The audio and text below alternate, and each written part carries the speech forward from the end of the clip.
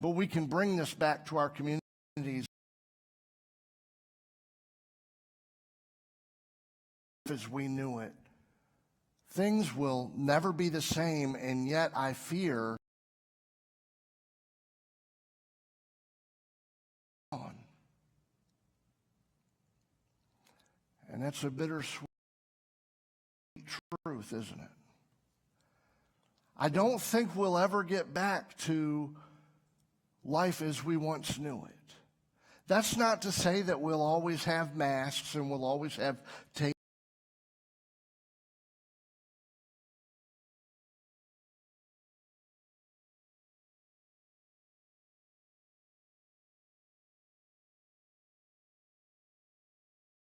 But it's not the only strange day that we live in. There has been many over the course of our history.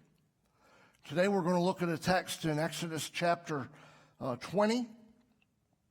And we're going to look at this text, and I want to show you something here that I believe directly correlates to where we are. It's actually in chapter 21 for those of you who are turning in your Bible to that. But before I get to that passage and read it, I want to share with you a concept. I have to understand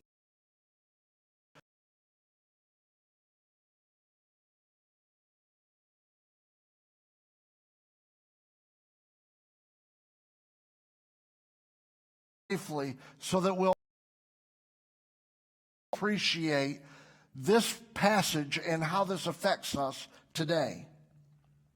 You see, God called Abraham. If you remember back in the beginning in Genesis chapter 12, God called one man, and he has set him and his family apart, and he called them to go. And he said, you go, and then I'll show you this land that I want to give you. He wanted to lead him to the promised land. And from this one man, he would establish his kingdom, Israel, his people, Israel, and they were to go forth and testify that God is the God who he said he was, that he was the creator God over all things.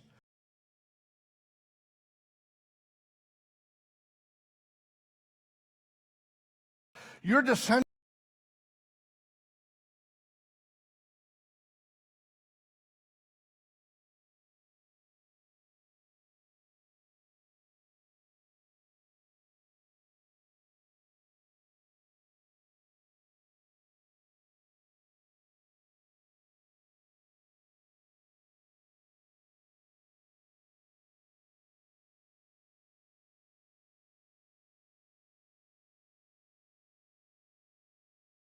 got a little impatient, and he questioned God, and so he had another son.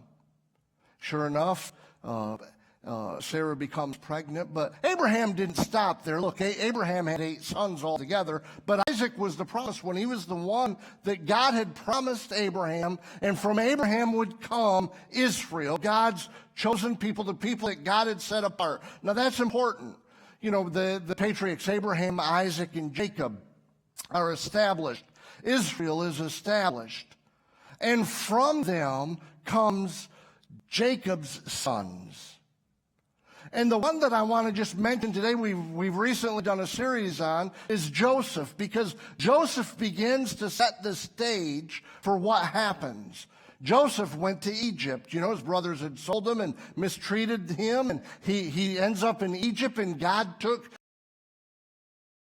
up so that under Joseph's reign, he became the second most powerful man in all of Egypt, directly under Pharaoh. And during this time, Israel prospered, though they were co-aligned with.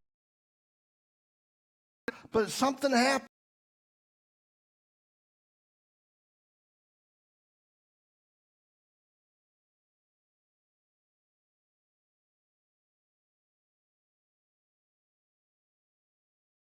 Began